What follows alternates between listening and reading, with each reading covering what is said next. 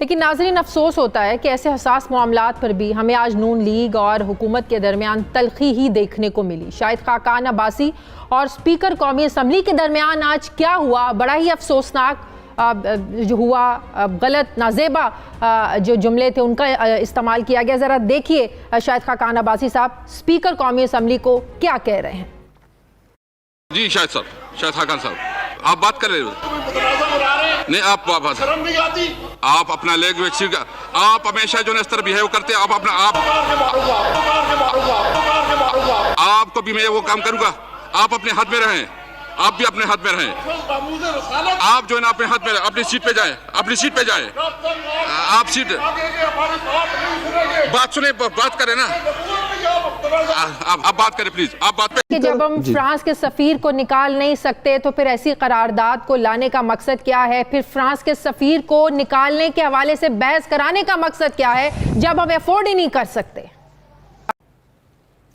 आप इसको इस तरह, इसका सवाल को आप करें, कल कोई इस तरह का एक और इवेंट होता है, लेट्स सपोज, तो फिर क्या गारंटी है कि ये दोबारा अनरेस्ट नहीं होगा? मैं यही तो कह रहा हूं, इस चीज को खत्म किस तरह किया जाता है। बहुत शुक्रिया गौरव साहब कि आज आपने इनवाइट किया। और इस्लामाबाद में तो वैसे तो देखा जाए तो सूरत हाल काफ़ी नॉर्मल हैं। जो रोड्स ब्लॉक थी और जो रास्ते रोक दिए गए थे, इंटरनेट बंद था और मोबाइल सर्विसेज जो थी वो ठीक नहीं चल रही थी, वो सारा कुछ तो इन्होंने ठीक कर दिया है।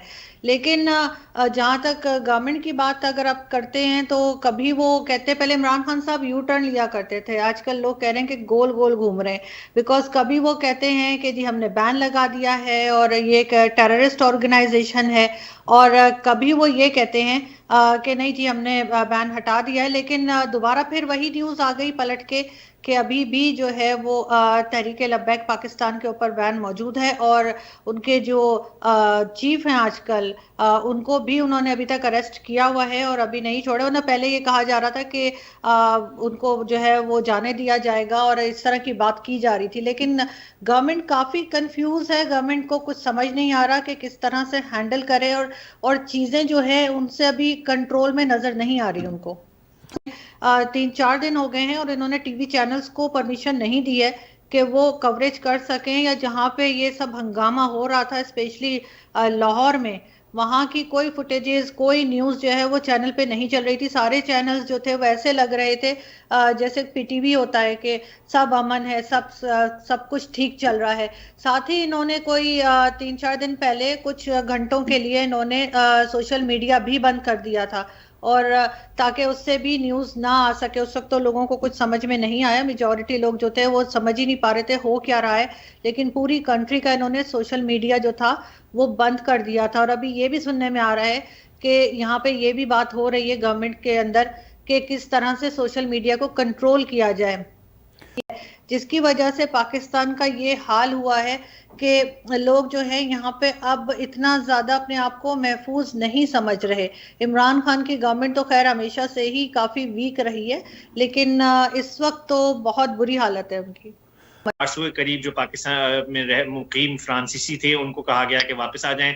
15 डिप्लोमेट जैसे आपने जिक्र किया उनको भी कहा गया कि आप वापस आ जाएं। एम्बेसडर अभी भी वहां पर हैं। अभी मैं देख रहा था कि जो हमारे फॉर्मर एक डिप्लोमेट हैं वो कह रहे थे कि जी फ्रेंच एम्बेसडर को भी सोचना चाहिए इस हवाले से। वो क्यों सोचेंगे? हमें ये सोचना चाहिए कि जो फ्रांस है वो तो एक्चुअली, अगर आप देखें, फ्रांस एक्चुअली पाकिस्तान की पिछले दिनों फ्रेंच बिजनेस एंड इन्वेस्टमेंट्स वगैरह फ्रांस में आने की बात हो रही थी। उसके साथ साथ फ्रांस का ये बहुत बड़ा एक इशू आगे जाके बन सकता है, जो कि आप जैसे आइंदा दिनों की बात करें, अभी फ्रांस की हद तक ये महदूद है। लेकिन अगर फ्रांस इस चीज को यूरोपियन यूनियन में उठाता है, जिसके बहुत गहरे ताल्लुकात हैं पाकिस्तान के साथ, पाकिस्तान में काफी इमदाद देती है यूरोपियन यूनियन, उसके साथ साथ हमें पता है कि फाइनेंशियल एक्शन टास्क फोर्स के अंदर जो रिव्यू होता है वो यहाँ पेरिस हेडक्वार्टर्स में, FATF का हेडक्वार्टर्स है, उसमें फ्रांस ने पिछली दफा यही कहा कि जी जो दहशतगर्दी है और दहशतगर्दी की जो मामनत है पाकिस्तान में वो नहीं रुक रही, और फ्रांस ने इस पे एक स्ट्रॉन्ग स्टैंड लिया था।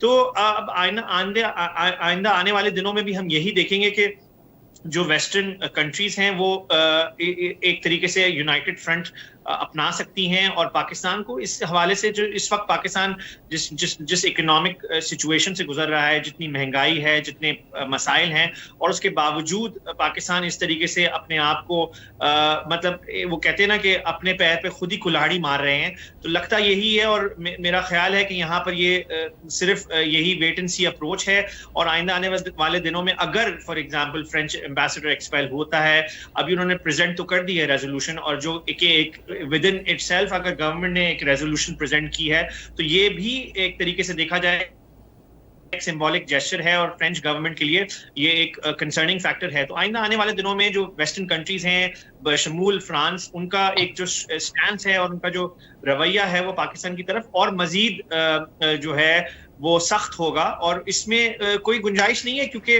पाकिस्तान जिस तरीके से जो हरकतें कर रहा है वो इस तरीके के, पहले हमने देखा कि पाकिस्तान हमेशा से कहता था कि जी हमारे यहाँ जो दहशतगर्दी नहीं है और हमारे यहाँ जो दहशतगर्द हैं उनके ठिकाने हमने खत्म कर दिए हैं, लेकिन आए दिन हम देखते हैं कि नए किस्म के दहशतगर्द पाकिस्तान पैदा करता रहता है। और ये जो दुनिया में जो मुल्क हैं, जो इंटरनेशनल पावर्स हैं, जो इंटरनेशनल ऑब्जर्वर्स हैं, वो ये सब देख रहे हैं, बड़ी क्लोज और गहरी नजर से देख रहे हैं। और आइंदा आने वाले दिनों में पाकिस्तान को इसका बड़ा खमियाजा भुगतना पड़ेगा।